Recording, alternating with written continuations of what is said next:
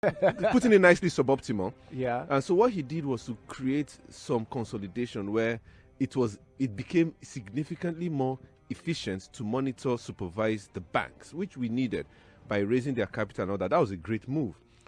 We were, and I will just say this like this, we were lucky that after the person who introduced consolidation, the next governor was a risk manager. I'm telling you. Because the consolidation came with its own risk, which it was bang on, spot on. As yes. The risk, I'm actually thinking, and City of Lagos, if we did not have somebody as a risk manager after Soludo, we would have had a significantly... Probably Nigeria would not exist. No, so we were just lucky. Yeah. That was the sequence. The luck ran out, but we were lucky at that point in time. Now, the other thing I'd like to say about this Economic Management Committee or Council is that we've done two things, and I'm looking at it from the political perspective. One, we've replaced a team that had individual portfolios and therefore power to be able to execute. Yes, with people who are purely entirely advisory. They have no portfolio, they have no power to execute. Yeah. So I'm trying to understand how that will work out. We'll see it as it plays along. Number two, at least very conservatively, two of those people have been very vocal against. If you read the MPC minutes while Dr. Salami was in the MPC, if you read, because they have the members' comments, you would see that he was very vocal against a lot of the things. You get so so putting him, somebody who was so vocal against the policies that we kind of have today, so that in itself should give some direction regarding the intention of government. But when you've stripped the team of having power, it then becomes a bit confusing again. Are you going to, the advisors, when they advise you to do ABC, are you going to listen? When you're going to listen, how are you going to implement? You're going to implement through other. So it will be nice to watch, but I can assure you, these are not people who have ever been bothered about their comments or opinions being anti-government. Yes. Yes, City of Lagos. Sorry, that's what Dr. Ola said. I just did a bit of dance now. That's what Dr. Ola said. They are not politicians. They are not here for the popular opinion. They're here to tell you this is what we ought to do. Now the question is, after they've told you, exactly. Well. Yes.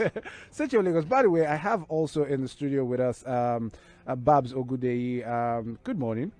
Good morning. How you doing? Fine, thank you. By the way, if you do not know Babs, he is the CEO of Kuda. Is a digital bank now. Basically, that's what we've evolved into. And Kuda just raised $1.6 million. One of the people I'm not entirely sure that the government is looking at, like, where did they raise that money from? Can we see the money? Anyway, hi Babs, how you doing? Hi. So what you guys do ties into a lot of the things we've spoken about this morning, especially with the charges. I was thinking about that a lot over the night. The charges, if you have to put in. By the way, Zil, you've experienced these charges before. I have paid it. I mean, there was something I was doing, and you see, this is the annoying part of the whole thing. I needed to make a payment to government. Oh. And government did not have a POS, and government said you have to bring cash. I said, okay. So I went to the bank to withdraw the cash to give government, and government charged me for taking cash to give government because government. It was annoying, but I had, and this was maybe 2 years ago, and I quarreled with the bank, and that's when I said, okay, you know what? Can I withdraw half now? They said, look, it's a daily thing, so no matter what you do it, however you do it, and if your accounts are linked, even if you do it with separate accounts that are linked. Oh, Jesus. So I said, okay, no problem. So I took the first portion, because it was a little over the limit. Took the first portion, no charge. That was one transaction. Then I took the difference. So they charged on the difference because it wasn't clear to me if they were going to charge on the end. So if you take 501,000, I wasn't clear, and the bank wasn't clear either. The bank was going to charge me on 501. Okay. I'm like, are you not going to charge me on just one? They said, no, they're going to charge on 501. So I said, okay, no problem. Let me take 499. I've gone. And I sit there in the lobby. After 10 minutes, I come back. Let me take 2. You know? Okay. So that's what we did. But it's a bit, but let's be very honest and let's be very fair. And I like to be fair. we have been doing something for donkey years. Yes, it was not best practice.